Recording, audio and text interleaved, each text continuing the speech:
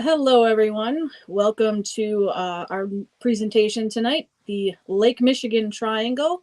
I'm Karen Duvalle with the Wisconsin Maritime Museum. Um, a little background, a little disclaimer, so to speak, before we get started tonight. I've been with the Wisconsin Maritime Museum for about 21 years now, and I am primarily the Submarine Curator, so that is my expertise. Not necessarily to say an expert on the Lake Michigan Triangle, but I've always really enjoyed the stories behind this and thought it was really interesting and fascinating. So I've kind of dabbled in it over the years and was actually asked to put together a program for a library in Ohio way back at the beginning of the year. So I think it's fun. It's interesting. This is going to be a lighthearted presentation. Forgive me for using some notes since there's lots of names and dates and details that I don't want to miss. I want to make sure I get them right. But we'll have some fun with this. Feel free to ask questions throughout.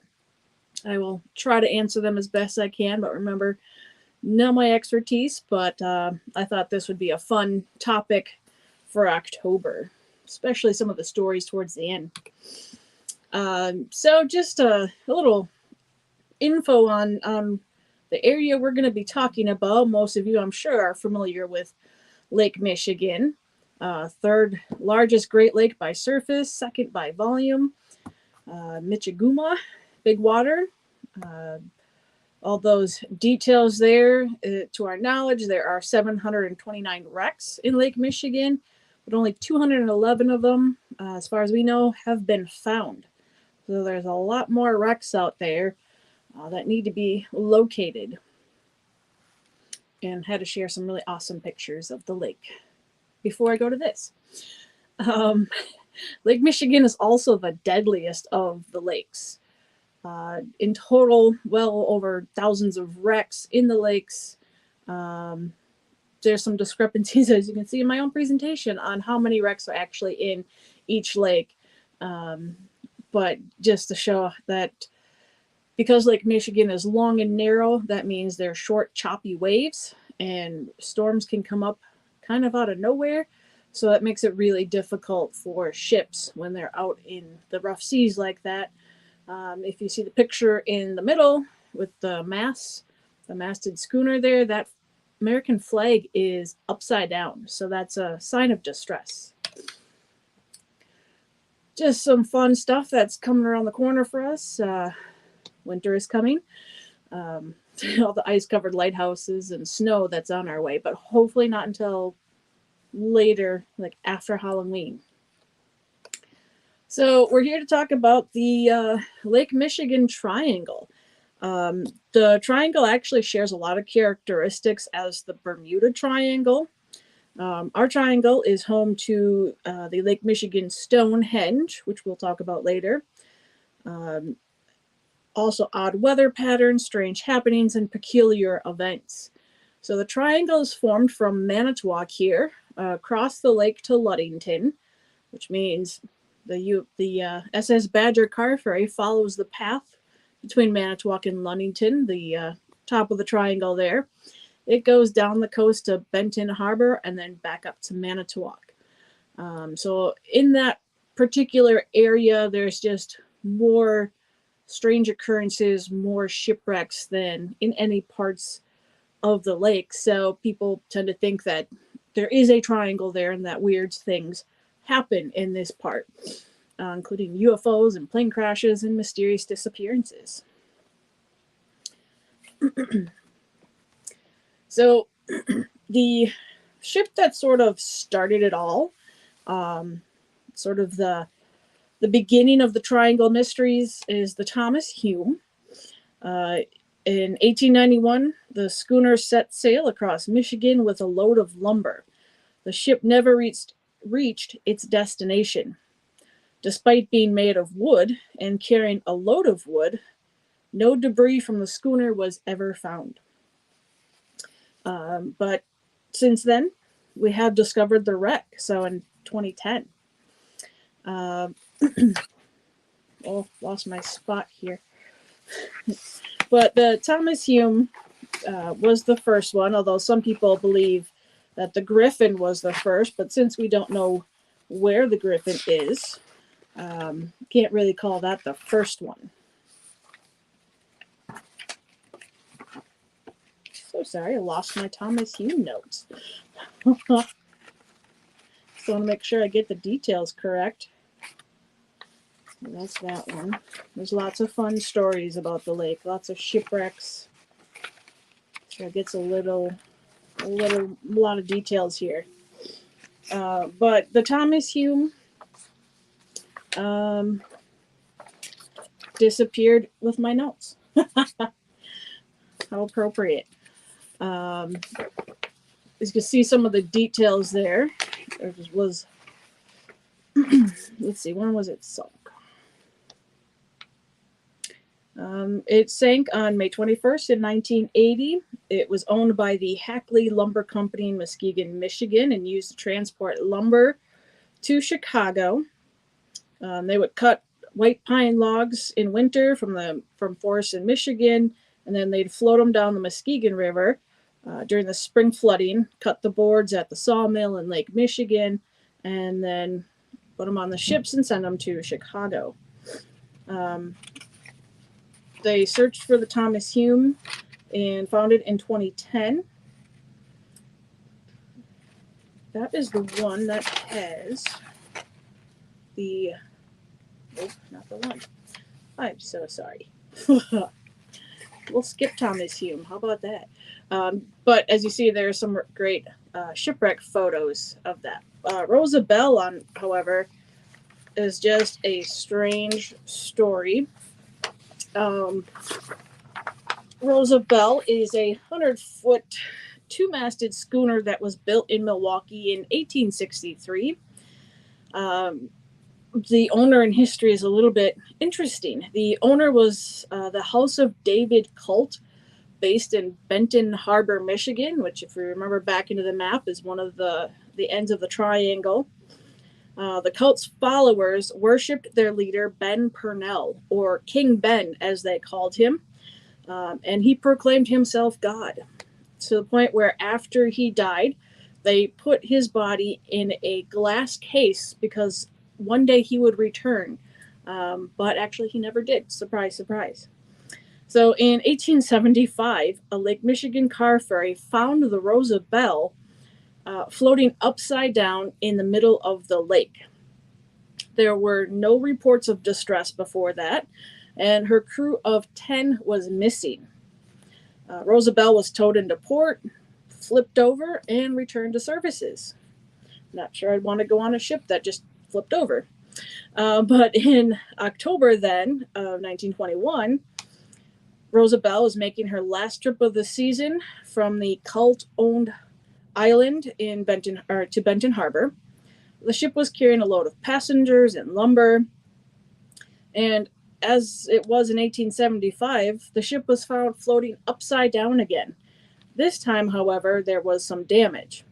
It looked like there was a collision since the entire stern was missing. The forward cabin had shifted, and the rigging was dangling about in the water. The crew was missing. The damage indicated a collision, but no other ships reported a collision or even having contact with the Rosabelle. So what happened to this ship that it was damaged, everyone's missing, and it's upside down again in the middle of the lake? After the wreck was reported to the Coast Guard, it disappeared for 2 days. Eventually found again floating 15 miles off of Kenosha, where it was towed to Racine and inspected, but no bodies were ever found and no clues as to what happened to her crew. But Rosabelle was actually not the only cult ship that met a mysterious end. Almost exactly 4 years earlier to the date that Rosabelle was found damaged and floating upside down, her sister ship Rising Sun met its end. Like the Rosabelle, Rising Sun was making its last trip of the season from the island to Benton Harbor, packed full of potatoes, lumber, and fruit.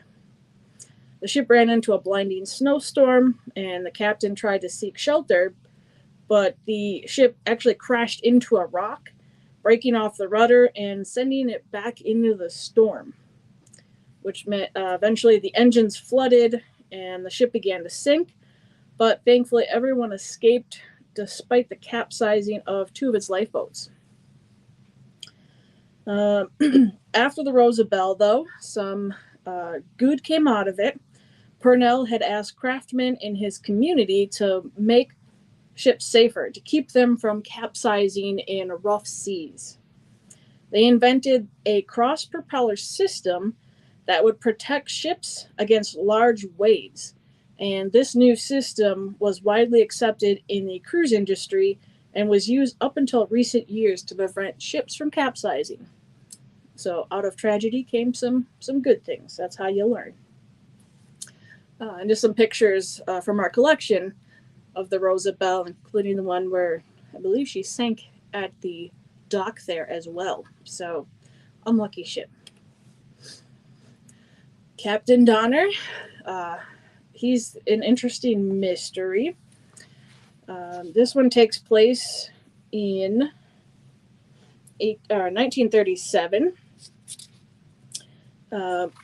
Captain Donner was in charge of the O.M. McFarland, and I try to find photos of that ship, and that is nowhere to be found. Maybe that's another mystery. McFarland's skipper, Captain George Donner, was born in 1879 and had sailed for 10 years on the Old Valley Camp steamship boats until it was taken over by Columbia Transportation Company. This particular day that he went missing was his 58th birthday. The McFarland had picked up 9,800 tons of coal at a dock in Erie and had sailed into Lake Michigan. So at 10:15 p.m. on the night of April 28th, 1937, Captain Donner had decided to retire for the evening. He left the pilot house. He told his second mate that when we get close to Port Washington, give me a call, wake me up, let me know when we're close to our port, because that was their destination. So they had left, and no one saw him after that. After leaving the pilot house, they suspected that he had busied himself with paperwork before he retired for the evening, because they heard him moving around in his room before this. At 1:15 a.m., so on April 29th then, as the McFarland neared Port Washington, the second mate, as instructed, headed to the captain's room to wake him up, knocking on the door, and there was no response. So he opened it and peered in, assuming that the captain was just sleeping soundly, but he was not in his bed or anywhere in sight. He thought, well, maybe the captain was up early, went and got coffee. He checked the galley, searched the ship, asked everyone on board. No one had seen the captain. The captain apparently vanished from his room. Everyone claims the room was locked from the inside. There were no other hatches or doorways. There were 2 small portholes, but but everyone believes that they were just too small for someone to climb through and fall overboard. No one had seen him in the companionway between midnight and 1:15 a.m. when the mate knocked on his door. Interestingly, during the critical hour, the McFarland was 30 miles northwest of Ludington, Michigan. Ludington is reputed to be the nexus of Lake Michigan Triangle. So Captain Donner's body never did turn up. His disappearance is as much as a mystery now as it was back in 1937. Cruise ship, Wisconsin. This one's a fun one. So the Wisconsin, let's see, where she was built, is so Wisconsin was meant to carry passengers and freight. It was an iron-hulled ship that was 204 feet long and 35 feet wide. Launched in 1881, built by the Goodrich Transportation Company in Detroit, or by the Detroit Dry Dock Company. It was intended to operate year-round. So in order to do this, they had built it with a double-bottomed hull that would rise over ice and crush it instead of trying to plow through it, which is basically the concept of modern icebreakers these days. They use that same principle. The Wisconsin went through many names. The different names it had it started as Wisconsin, and then Naomi, E.G. Crosby, General O'Reilly, Pilgrim, and then eventually back to Wisconsin. So it began and ended with the name Wisconsin and the same owners. On May 21st, 1907, while it was under the name of Naomi, she was about 28 miles out of Grand Haven en route to Milwaukee when she caught fire. The passing steamer noticed the blaze and stayed to try to help. They were able to put the fire out. 75 were saved, and only 5 did not make it. The fire had burned itself out, and then the boat was towed back to Grand Haven. The Manitowoc Dry Dock Company here rebuilt Naomi and reemerged in 1909, where she was a little bit longer and wider, 209 feet long and 40 feet wide. She had a steel superstructure that also included 100 cabins on 2 decks with modern amenities. That was where her name then later changed to the E.G. Crosby. But after the beginning of World War I, this ship was actually purchased. The U.S. purchased the Crosby, renamed it General Robert M. O'Reilly, and the ship was moved to New York, where she was a hospital ship throughout World War I. After that, she returned back to the Great Lakes, renamed her Pilgrim for a short time, before then going back to her name, Wisconsin. So in October 22nd, 1929, an intense storm slammed the upper Midwest. Wind gusts in Chicago reached 53 miles per hour. Wisconsin was out in the lake at that time. They eventually made it to their destination in Milwaukee, but about 12 hours later than expected, and she had a noticeable list. Another captain in the area described it as the worst storm he had encountered in his 26 years on the Great Lakes. A week later, when Wisconsin was scheduled to sail again, there were storm warnings posted, but the captain wasn't very worried because he thought, the week before we had a terrible storm, we made it, the ship has got it, we can sail again. So against warnings, he decided to set sail that night, carrying a cargo of automobiles, iron castings, and boxed freight. They left Chicago at 7:25 p.m. on October 28th. They were bound for Racine and Milwaukee. On board, they were crew of 64, and only 4 passengers. The captain remained on the ship until the very end. 52 of the 68 survived. They began taking on water, and the ship was beginning to sink. I have a cool part, if I can find it. There's actually radio recordings from that night that are actually pretty chilling. So just after 1 a.m. on the morning of October 29th, Wisconsin was about 4 miles off of Kenosha. That fall happened to be a really bad year for Lake Michigan. Lots of blustery storms kept a lot of ships in harbor that fall.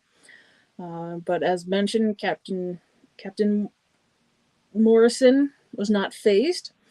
So they set sail and encountered 20-foot seas. Water was flooding its fire hold, and firemen were working up to their knees in rising water, trying to keep the boiler stoked. So at about 1:30 a.m., Captain Morrison ordered the radio man to flash the first message to shore. Nearby, there was also the steamer Illinois, and he was hoping that they could help him out. So his first message to shore was, "We are 4 miles off of Kenosha. Fire holds all flooded. In immediate danger. Please stay with us. May need your help soon. Signed, Wisconsin." 10 minutes later, "Please get captain of steamer Illinois. Tell him we need help." So the radio team on shore radioed this to several other ships in the area as well. But with the storm around, it took a while to get things moving. At 2:15 a.m., another message from Wisconsin: "Due to sink any time now. For God's sakes, help. Send help." Shore radioed back, "Hold on, help is on the way." 2:35 a.m. from Wisconsin: "Fire's out, no steam. Rush boats for tow before it's too late. We may save her. Signed, Captain Morrison." 3 a.m. "SOS, SOS." Followed by several more messages. "Am drifting in towards Kenosha. Can stay up half hour longer. Is help coming? Can see the Coast Guard coming to us. They are about halfway out from Kenosha. Kenosha Coast Guard here, having attached 2 of their lines. Coast Guard can do nothing. Is standing by to take off our crew. Are larger boats coming?" At 4:32, one of the last messages from Wisconsin: "Abandoning ship, leaving boat now. Can't stay longer. Thanks. Won't forget you. Signed, Wisconsin." And 2 minutes later: "Not enough boats for all. Signed, Wisconsin." The ship went down in pitch dark, heavy seas with help nearby, but because it was so rough, they weren't able to help the crew off of the boat. In total, 16 lives were lost, including that of the captains. The wreck was actually discovered a few years later in 1932. It is still a popular dive site today. And that first dive, a safe was recovered from the wreck with the belief that it contained a large amount of money. When they opened it, it held a whole $8 in nickels. There's some pictures of, I think when she was Naomi on one of them that had burned. I forgot I have some great photos from Wisconsin Historical Society, their maritime preservation program with their great dive photos. You can see one of them there, one of the cars that's still on board. And then jumping from ships to airlines, Flight 2501 is one of the stranger disappearances. It's still mysteries. People are still searching for it. They've searched an enormous amount of the area and still haven't found it. So keep an eye out for this one. Maybe someday we'll get some information. This happened in 1950. In June 1950, the DC-4 with certification number 10270 left New York, loaded with 2,500 gallons of fuel, 80 gallons of oil, 490 pounds of express, and expecting 55 passengers. The fully loaded aircraft was actually 58 pounds below the maximum possible weight for takeoff. It was a pretty uneventful flight until they got to about Michigan. At one point, the pilot was instructed to drop to 3,500 feet. This was when they were in Michigan, heading towards the lake yet. Instructed to drop 3,500 feet, to avoid an eastbound flight at 5,000 feet. They were experiencing some severe turbulence over the lake, so they wanted to make sure that these two planes didn't crash. At 11:51 p.m., Flight 2501 had entered the vicinity of a growing storm. The captain reported that he was over Battle Creek at 3,500 feet and would reach Milwaukee by 11:37 Central Time.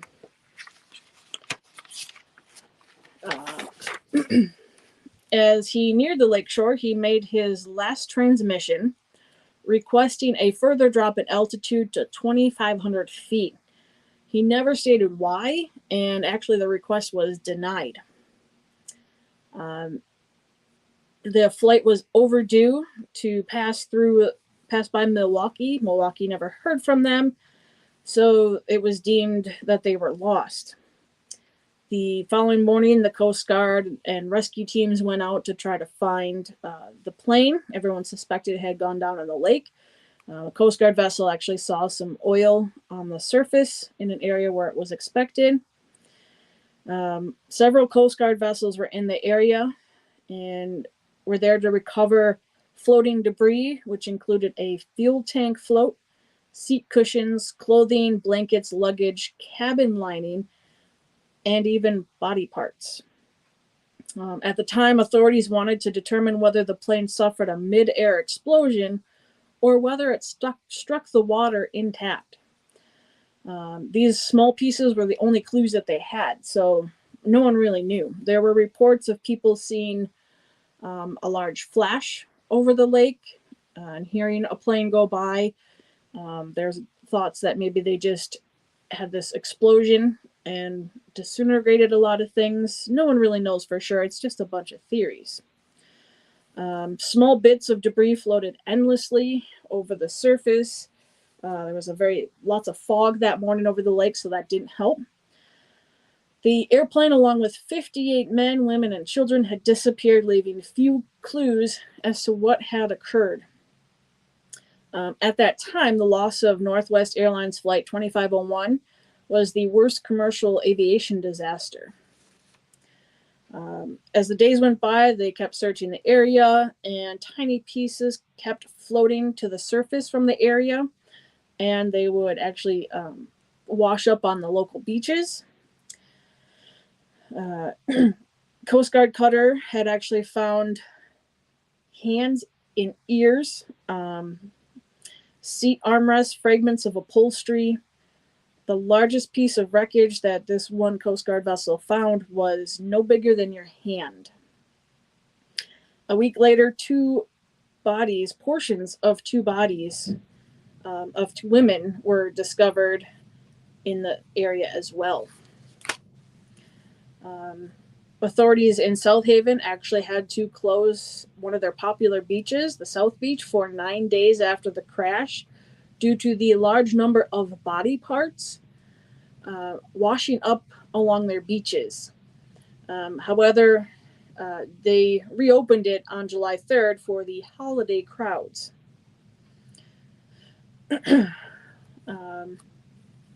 Lots of reports of the flashes out there, and they have searched, and it's still a mystery. Valerie Van Heest has written a book on it. She's spent a lot of time and energy trying to find this wreck and find answers. To my knowledge, nothing has been found yet. So those are the people that have left. Some of the pieces they did find was some clothing from an 8-year-old boy who was traveling with his mother. Another item was found, a wallet, and information where this guy was traveling to his daughter's wedding, actually. So the pieces they found interesting and a bit gruesome. Now on to the more interesting things, UFOs. Lots of stories of UFOs in this area. Nothing confirmed, obviously, but this particular area has a lot of sightings, a lot of reports in newspapers over the years, and some believe there's even an underwater Stonehenge. Um, you see a picture of a mastodon drawn on a rock. That's probably before it was underwater, and they drew a picture on there. There's rock formations that people believe are an underwater Stonehenge, similar to the one over in the UK. Whether you want to believe that or not, that is up to you. So those are just some of the strange sightings, UFOs and Stonehenges and underwater drawings. So that is pretty much all I have to share on the Lake Michigan Triangle. There's all kinds of other stories out there. Some wrecks are attributed to the triangle, but upon further research, they're not actually in the triangle's boundaries. So I didn't include any of those. Some other ships that have been associated with it, but there's also a handful of planes that have gone down in the triangle without explanation. So there's just a lot of unexplained disappearances and wrecks and odd things that happen in this particular area of the lake. So I think it's just a fun topic, fun exploring, and hearing some of the information on all these historic ships. So if anyone has any questions, I can see if I can try to answer them.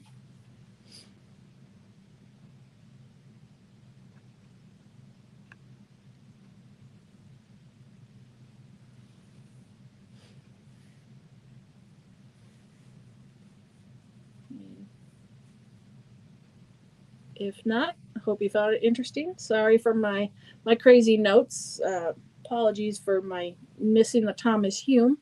But there's some great dive photos that you could search online and more information about that as well. So some of my resources that I used.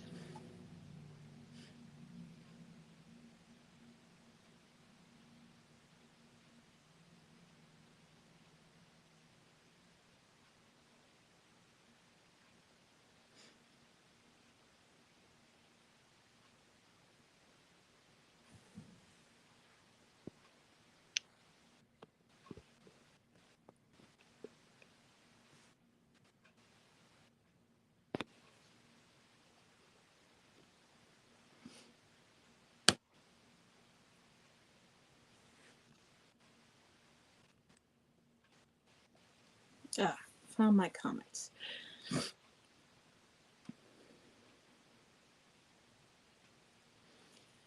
In 1929, terrible storms, a lot of shipwrecks that year. I don't know if it was that year, but there was, I think it was later, there was a storm where 5 ships sank in really close to each other. But 1929, I think, was just a bad year for weather. Unpredictable storms. They didn't have the best weather tracking yet. So just, it's really rough. I mean, that's the thing about Lake Michigan is because it's narrow, it's choppy, short waves that really do damage to the ships out there.